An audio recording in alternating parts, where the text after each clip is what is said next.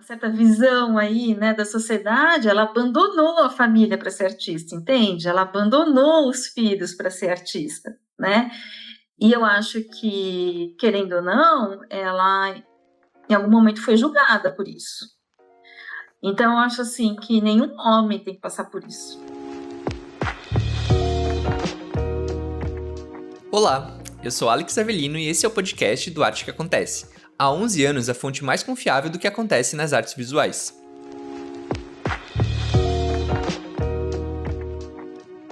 No episódio de hoje, a gente vai falar sobre como a história da arte está sendo revista e sobre o papel das mulheres nas vanguardas do século XX. Se antes elas apareciam como figuras laterais ou exceções, hoje fica cada vez mais evidente que muitas dessas artistas não só participaram, como foram decisivas na formulação da arte moderna e contemporânea, inclusive no Brasil. Mas até que ponto essa revisão muda o que a gente sabe sobre a história da arte brasileira e por que nomes fundamentais ainda circulam menos do que seus pares masculinos no circuito internacional? Para pensar sobre isso, no caso brasileiro, essa presença não é recente. No modernismo, artistas como Tarsila do Amaral e Anita Malfatti já tinham um papel central na renovação da linguagem artística. E algumas décadas depois, nomes como Lygia Clark e Lígia Pape foram decisivos para levar essas experiências ainda mais longe, propondo uma arte mais sensorial, participativa e aberta ao corpo e ao espaço. É nesse percurso que também aparece Mira Schendel. Nascida na Europa e radicada no Brasil a partir dos anos 40, ela desenvolveu uma obra muito própria, atravessada por questões de linguagem, filosofia e pela relação entre presença e vazio.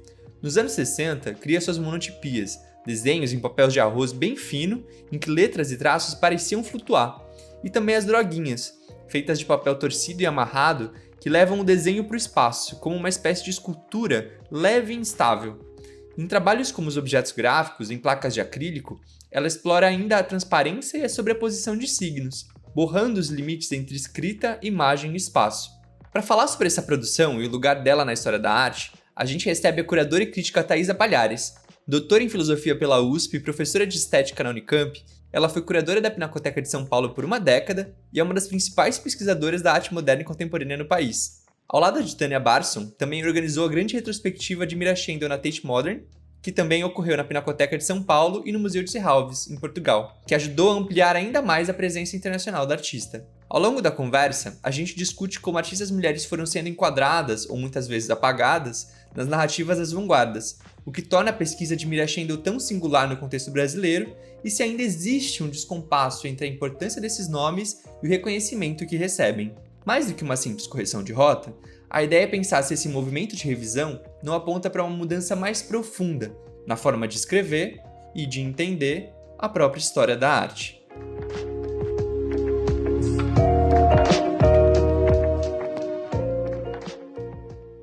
Oi, Thaisa, bom dia. É um prazer te ter aqui hoje. Fico muito feliz pela sua disponibilidade. E para a gente começar, eu gostaria de fazer uma pergunta relacionada aos movimentos de vanguarda. Muitos estudos recentes apontam que artistas mulheres foram decisivas para as vanguardas, mas elas raramente aparecem como protagonistas nas narrativas históricas. Isso também aconteceu no Brasil? Tem artistas que foram reconhecidas, mas não necessariamente quer dizer que elas conseguiam, né, reverter um certo papel de gênero que cabe às mulheres aí.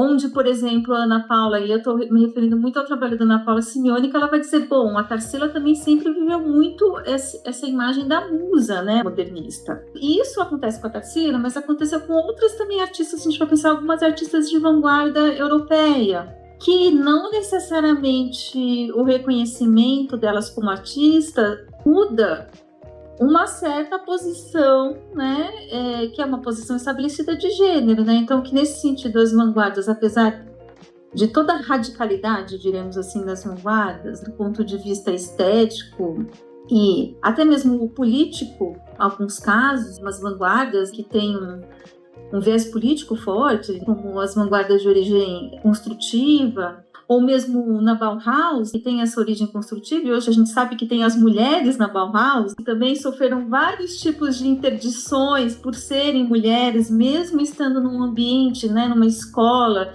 que teoricamente era uma escola super de vanguarda, né, do ponto de vista do ensino artístico.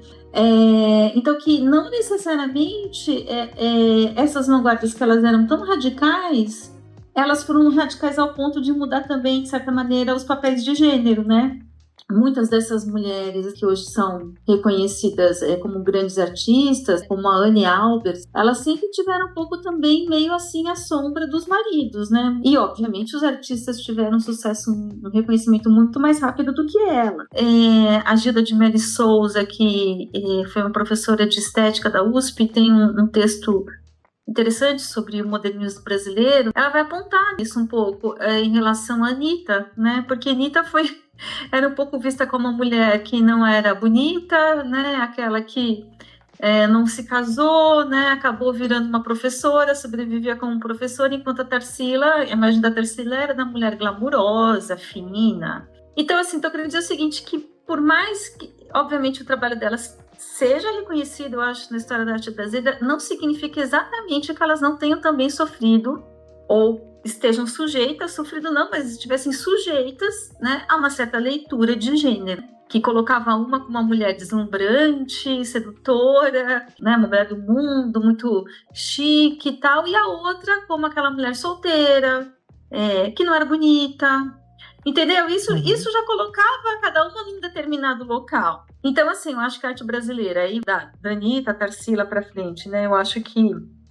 a gente tem grandes artistas brasileiras e muitas muito reconhecidas, como a Lígia Clark, como a Lígia Papo, se a gente for falar de outro movimento importante, né, dos anos 50, também tanto a Lígia Papo como a Lígia Clark, elas foram mulheres que elas tiveram um papel central nesses movimentos, né, e elas eram super respeitadas, né, e estavam lá em diálogo direto, tanto com o Mário Pedrosa, mesmo com o Ferreira Goulart, e eram muito respeitadas intelectualmente e artisticamente, elas eram reconhecidas. Não quer dizer exatamente que elas também não tenham sofrido, né? Elas tivessem livre desses papéis de gênero, né? A gente sabe, por exemplo, da Lígia Clark, que é uma figura que eu acho muito, assim, muito corajosa até, né, para uma mulher, porque a gente pensa nos 60 no Brasil, era um país muito conservador, né, anos 50 no Brasil, anos 50, né, anos 60 era ditadura, mas anos 50 era um país bem, bem conservador. Bom, até hoje um país conservador, mas assim, o meio de arte, né, era uma coisa ainda, de fato, era muito, muito elitista, né, e você vê um pouco a trajetória da Lígia, né, que é essa mulher que nasce em Minas Gerais, né, numa família meio tradicional de Minas, a gente sabe o que isso significa, né, casa, tem filhos, então, toda aquela, né, ela era uma dona de casa, com filhos, não sei o que, e em determinado momento ela se separa e vai ser artista. E a partir desse momento, ela se torna artista, a Lígia, né, eu acho que isso diz muito já sobre essa questão do gênero. Ela se torna uma artista mais velha, porque ela já não é uma artista que desde o início, não, ela casou, ela teve filho, aí depois ela resolveu se separar e daí ela foi ser artista. E quando a gente vê aquelas imagens da Lígia Clark, numa das primeiras exposições dela, que ela tem aqui os relevos espaciais, assim, atrás, e ela adora aquela imagem, ela sentada assim, parece uma mulher da sociedade, com salto alto, perna cruzada, e aquelas obras super revolucionárias lá atrás, né? E você olha para ela e fala assim, nossa, mas ela era uma grande madame, né? Assim, ela tinha, de fato, uma condição de vida, né, que permitiu ela ser artista, porque ela não vendia nada e todo o trabalho dela foi produzido com dinheiro, provavelmente, né, que era de família e tal, então, e ela só conseguiu ser uma artista mulher e ela foi uma grande artista, então acho que muito rapidamente a Lígia, ela começa a pintar e logo, né, ela muito rapidamente faz aqueles trabalhos incríveis, né, e muito importantes. Mas é uma condição, isso, né? Uma mulher que já tinha filhos, que de certa maneira teve que abandonar, né, para uma certa visão aí, né, da sociedade. Ela abandonou a família para ser artista, entende? Ela abandonou os filhos para ser artista, né? E eu acho que, querendo ou não, ela em algum momento foi julgada por isso. Então eu acho assim que nenhum homem tem que passar por isso. E pegando um pouco esse gancho da trajetória de algumas artistas mulheres, em alguns cursos de pesquisas que eu vi que você produziu, você coloca artistas como a Tarsila do Amaral, a Maria Martins e a Mira Schendel em diálogo.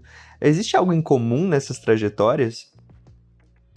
Acho que se tem uma coisa em comum, talvez, é o fato delas serem mulheres, e é um pouco isso que eu falei para você, né? Eu acho que isso, para cada uma dessas artistas, isso tem um peso que está ligado à questão do gênero. Então, isso dificilmente acontece com os homens, entende? Assim, então, querendo ou não, não estou querendo dizer assim que a carreira delas atrasou, né? Atrasou a carreira. Mas que, com certeza, todas elas, né? Elas tiveram, mesmo Tarsila, mesmo a Maria Martins, que tinha uma situação, diremos assim, econômica muito melhor do que a Mira, não só econômica, mas assim, de tudo, né? Porque a Mira, na verdade, era uma pessoa, era uma imigrante de guerra, né? Se a gente for pensar. Era uma dessas pessoas que foram deslocadas por causa de guerra, Mira. Vivendo em outro país, uma cultura que não era dela. É uma outra experiência, de fato, que isso eu acho que não tem a ver com a Maria Martins e com a Tarsila, mas assim, eu acho que todas tiveram que negociar em algum momento da vida o trabalho artístico com maternidade, ou com casamento, ou com os outros papéis, entendeu? E, então, eu acho que por mais que elas tenham situações econômicas e origens sociais muito distintas, em algum momento uma mulher sempre tem que negociar. E assim, eu tenho, assim, eu acho muito que a carreira não é que ela atrasa, mas ela é uma carreira mais lenta. As mulheres, elas demoram mais. Agora, eu não sou uma pessoa que acho exatamente de que a gente possa falar que existe uma essência feminina, entendeu? Ou que o trabalho dessas mulheres seja um trabalho feminino, né? O que seria um trabalho feminino, sabe? Eu tenho um pouco de dificuldade de achar que, do ponto de vista das poéticas, você pode determinar que tem ali algo que perpassa a poética das 13 e que aquilo seria feminino. Eu acho que cada uma dessas mulheres, eu acho que a Maria Martins tem uma relação muito específica, até por conta da influência que ela tem do surrealismo e a vivência que ela teve do surrealismo, né? Algo muito mais voltado para uma questão erótica, de relações, tal, que o trabalho da Mira não tem tanto.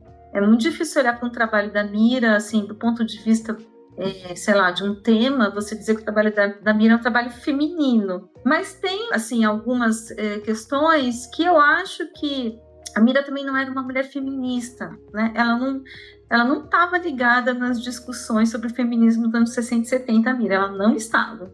Ela não lia, ela não estava, entendeu? Ela lia outras coisas, ela tinha uma aproximação muito grande ainda à teologia, à fenomenologia, mas não vejo, nunca vi assim, a Mira discutindo uma questão assim mais feminista. Ela não estava ligada nas discussões das feministas, entendeu? Norte-americanas, assim, ela não estava.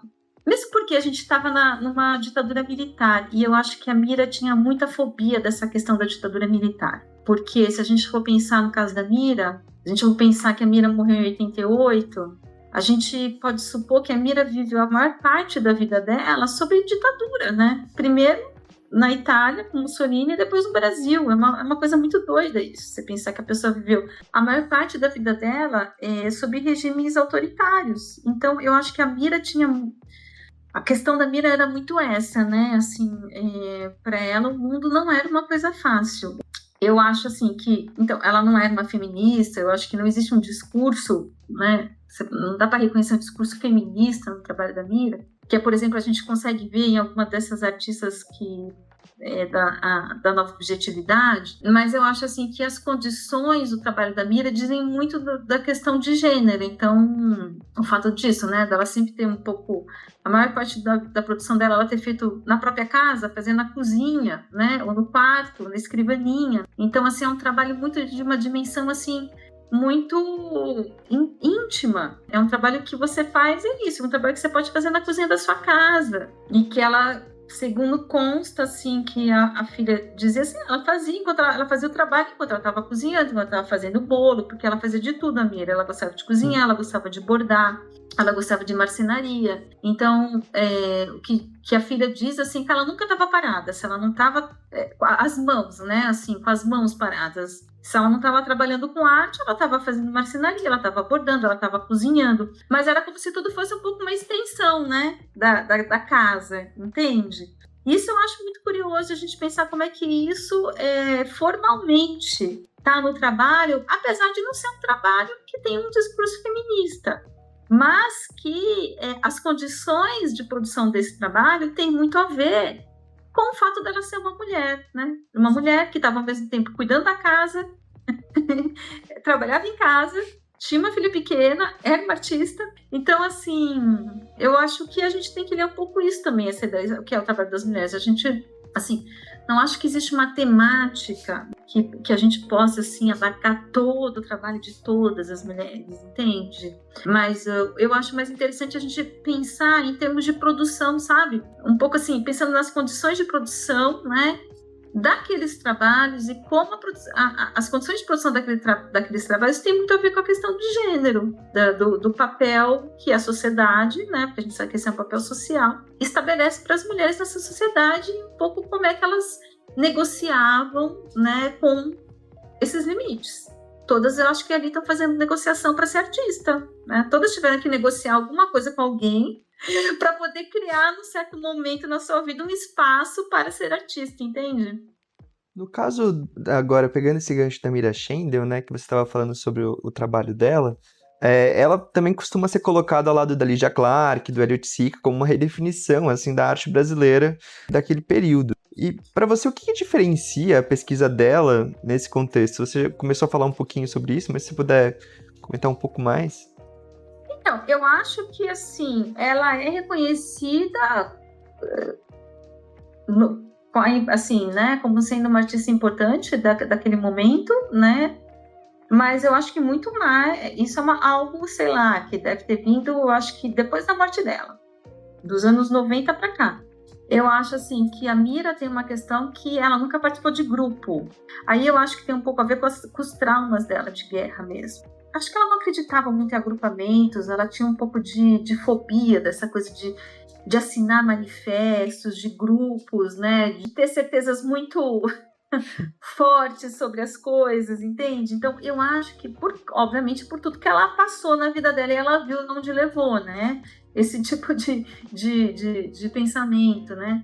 Então, eu acho assim, acho que a Mira, ela se colocava num local mais de isolamento, mais solitário mesmo. Eu acho que ela não tinha nenhuma intenção, ela não gostava, eu acho, dessa coisa das afirmações de grupo, das certezas de grupo. E aí eu acho que a Lígia e o Hélio estavam muito nesse movimento, para a gente começar primeiro do neoconcretismo, né, que a gente sabe, teve um manifesto, as pessoas assinaram os manifestos, tinha gente defendendo, era uma briga, né, tinha toda uma briga. Eu acho que a Mira queria se colocar totalmente fora disso. O trabalho de arte para Mira, não que para a Lígia e para o Hélio não tivessem, mas eu acho que para ela era uma questão muito mais existencial, né? Ela tinha que fazer aquilo, porque se ela não fizesse, ela talvez não conseguisse nem sobreviver. Era uma forma dela continuar viva, eu acho, no sentido, já que ela tinha perdido tudo. Era um novo começo, era começar do zero e tal. Mas os artistas não expunham tanto, né? As galerias mesmo começaram mesmo, ela começou a entrar mesmo no circuito de galerias lá nos anos 80 já, né? Aí ela conta que ela fez essa exposição no MAN do Rio de Janeiro, e eu acho que eram umas monotipias, eu acho que ela colocou também o trenzinho, e eram aquelas coisas, aquela exposição super silenciosa, e até uma exposição que eu acho que tem um poema do Haroldo de Campos, muito bonito, que ele escreveu assim para a apresentação da exposição. Ela conta que não tinha ninguém na abertura da exposição. Ninguém, nem os artistas do Rio, ninguém foi em exposição. Ninguém, não teve assim, não reverberou, não teve nenhum tipo de reverberação, nem nada. E aí ela pega, aí é isso, acho que depois quando ela vai fazer a exposição, a mesma exposição, ela faz na Europa, na Signals, eu acho que é a mesma exposição que ela vai fazer na Signals, e aí na Signals todo mundo acha aquilo fantástico, maravilhoso, né? E assim, mas no Rio de Janeiro as pessoas não teve, ela ficou meio decepcionada, ela achava que de fato ela era muito mal compreendida, e ela achava que ela era muito mal compreendida, que o trabalho dela talvez fosse muito silencioso, ela não fazia assim esse sucesso, não, ela tinha de ressentimento, assim, por causa disso, sabe? Eu acho que ela achava que ela tinha que ser mais reconhecida. Então, assim, esse tipo de arte, que era um tipo de arte muito experimental, de vanguarda, nos anos 60, 70, não tinha tanto público, assim, como a gente imagina que eles tivessem, entende? O meio ainda era um meio, né? Se a gente for... O que fazia sucesso para o grande público era ainda futuros, modernistas, né? A gente não pode achar que esses artistas eles tinham todo. Depois, obviamente, eles são reconhecidos, né? Agora, o que difere, tem uma anedota que dizem que a Mira contava. Eu vou contar, mas eu não sei se é verdade. Mas eu já vi ela repetir em alguns momentos. Mas eu acho que diz um pouco a respeito dessa relação que você falou da Mira, você perguntou da Mira com a Lígia, porque elas não chegaram a ser amigas, não. Acho que não teve assim uma boa, não teve assim uma abertura para amizade, mas dizem, né, que a Lígia teria chegado um dia para Mira e teria dito, porque você sabe que as duas representaram, né, as duas participaram, foram as duas artistas do pavilhão da Bienal de Veneza de 68, acho que 68. Então foi quando a Lígia Clark expôs os bichos e a Mira expôs os objetos gráficos. Isso foi o pavilhão do Brasil na Bienal de Veneza, imagina, né? Mas a Mira não conta muito, não, que ela conviveu com a Lígia nem nada. Mas a história que eu ouvi já das duas é que a Lígia teria virado para ela, não sei se né, por ocasião da Bienal de Veneza, enfim, e dito para ela que, Mira, o seu trabalho é muito conceitual, muito cerebral, você tem que colocar mais as tripas, né, no trabalho, o corpo, as tripas, e que a Mira teria olhado para a Lígia e dito... Lígia, mas o cérebro também tem tripas. Então, eu acho que elas eram muito diferentes, entende? Eu acho que eram pessoas muito diferentes, com interesses, assim, até teóricos, eu acho que são muito diferentes, né? Thaisa, eu quero só agradecer a sua participação, o seu tempo, a sua disponibilidade para conversar com a gente. Foi maravilhoso, foi muito elucidativo, assim, todas as considerações que você trouxe. Com certeza vai ajudar bastante, assim, a gente a poder aprofundar mais nessas discussões todas.